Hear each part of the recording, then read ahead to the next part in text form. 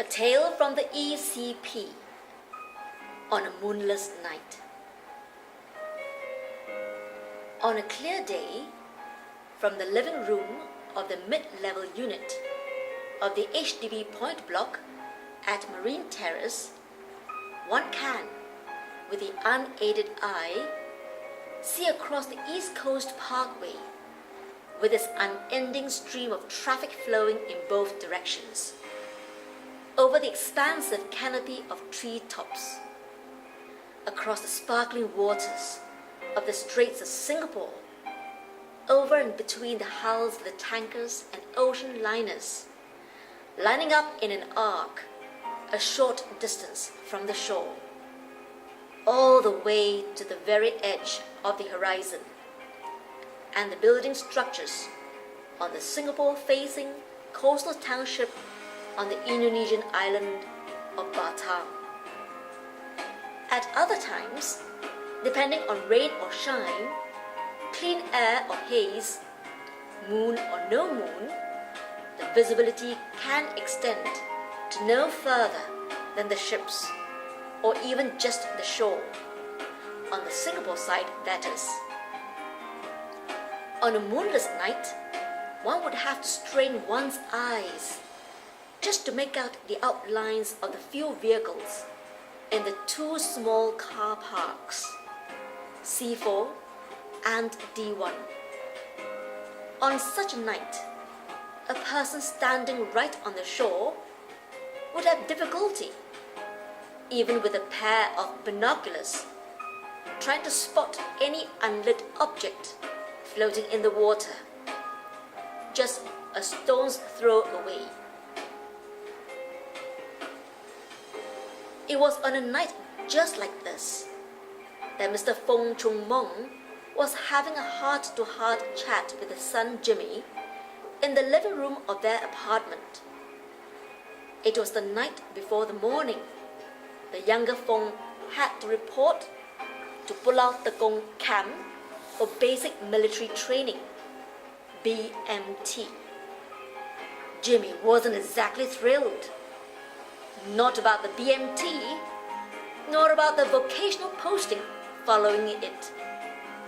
In fact, he had for some time been trying all sorts of ways to convince his parents to send him away to university, either in Australia or the US, or indeed anywhere, and apply for him a deferment from the impending rite of passage that beckoned him and all Singaporean males of his age.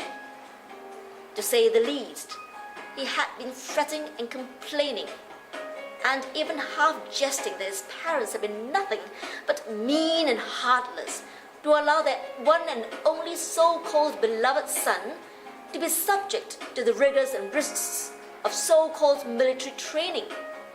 And his biggest beef, an unnecessary and unconscionable disruption in his academic pursuits and development at the time of the prime of his intellectual prowess. Look at Cheng Hock's parents. They paid for his bond, got him deferred, and now he's heading to the UK. No BMT for him. Well, you should have made a better choice of your parents. It was the line the senior Fong had used more than once to counter any comparison with other people's parents. By the way, have you heard about Arumugam and his father? No? What about? Aru's father offered to ship him to Canada on condition he stays there after graduation and doesn't come back. So, what's the problem? Aru told his father, "Don't kacau me. I want to do my BMT and whatever else is coming after, especially the officer cadet course." "Siao ah!" the young man snorted. "The guy's nuts. He should have his head examined." "Anyway, you know what the Bible says. Give unto Caesar what Caesar's due. Mr. Fong had counseled him before. Go serve your country as you're required. Then you're free to go do whatever else you want.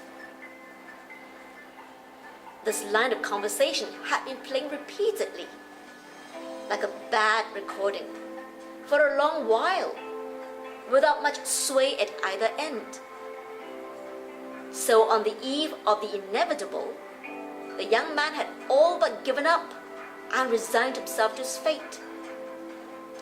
Yet, he couldn't stop giving it one last blast before, in his words, being led by a lamb to the slaughter. It's a stupid requirement. It's an utter waste of time and resources, and a bloody waste of 2.5 years of my life. Perhaps the best years of my life. Mr. and Mrs. Fong had taken pains to stress that the nation needed a way of developing a pool of able-bodied young men, equipped and ready to defend the homeland against possible attacks from its enemies. And it was the solemn duty of every citizen to do his part. The young Fong was and remained unconvinced. I think it's a stupid notion. Who would want to attack us? We are just a small little red dot with no natural resources but a few million people. Exactly, son. Fong Sr. had tried repeatedly to reason with him. Because we're so small, we are very vulnerable, especially if we're not trained and equipped to defend ourselves. But do you, in your heart of hearts, seriously believe that we can effectively fend off any attack, assuming there's going to be one? Maybe, and maybe not. But at least we aren't going to roll over and play dead, are we? We ought to try fighting back and be prepared to die trying, rather than let any enemy just walk all over us. What enemy? Where's this enemy? Where's it coming from? We don't know. Could be anyone, from anywhere. During the Second World War, it was the Japanese Imperial Army. They came on bicycles from Malaya over the Johor Causeway. You might also remember reading in your history books about the Indonesians planting bombs in various parts of our island during the confrontasi period in the 60s. That was then. Now is now. What do you mean by that? Are you saying that just because things are peaceful now, we can assume that they will remain so? I think so. Otherwise, what's the point of all the talk about foreign relations and regional diplomacy? It would be an utter waste of time and money otherwise.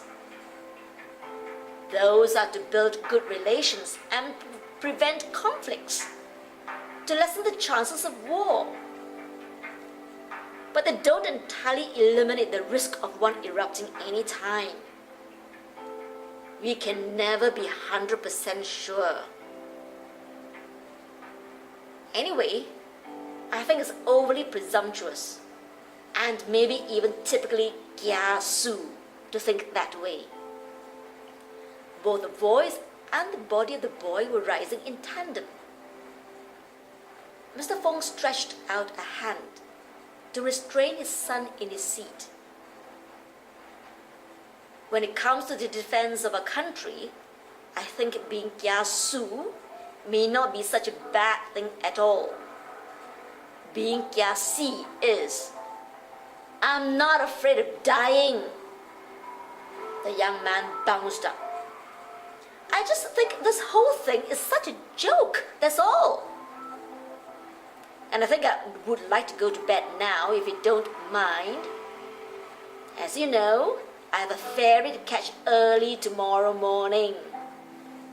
Good night, Pa." He strode into the kitchen to get himself a glass of water.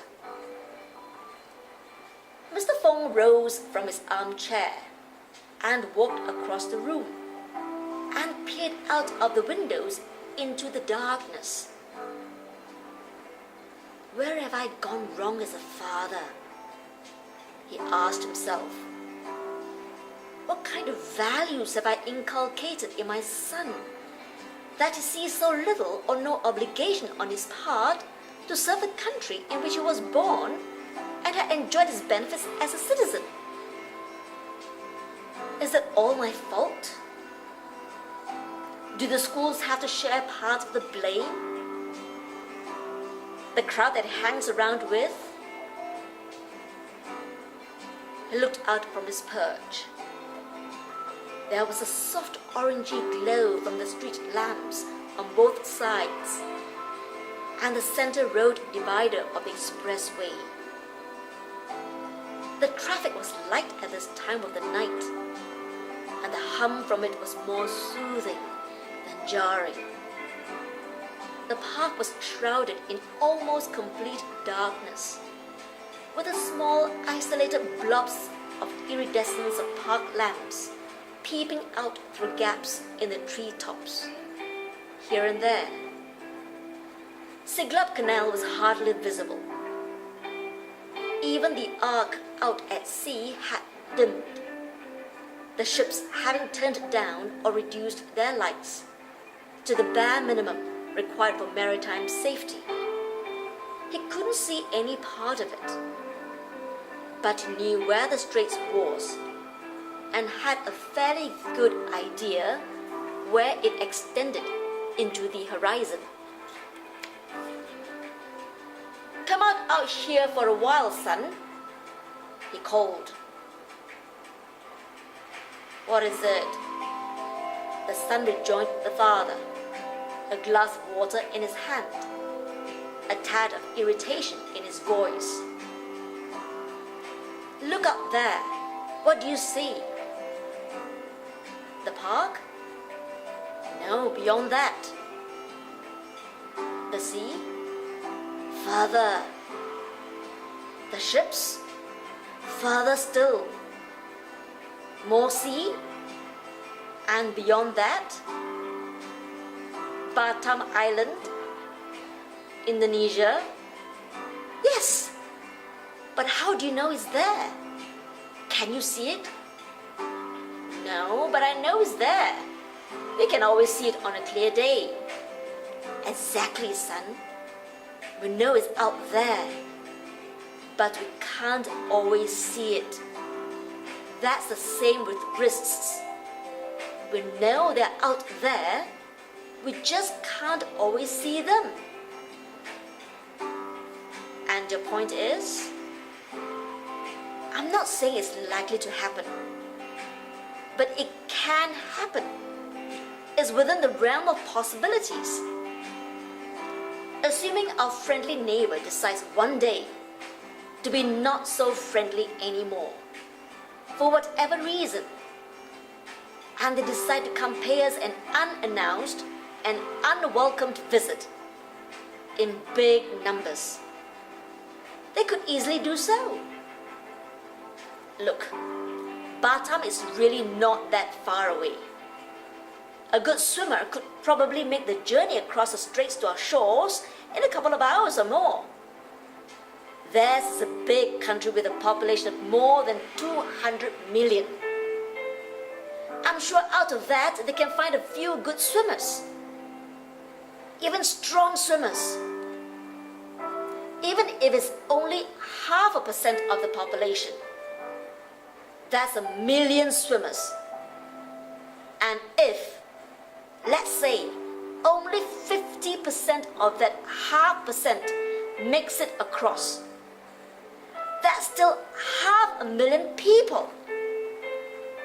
On a night like this, it is not inconceivable, at least to me, that many will get over before the incursion is spotted and attempts to thwart it have begun. And you know what? If that happens, who are the people most vulnerable?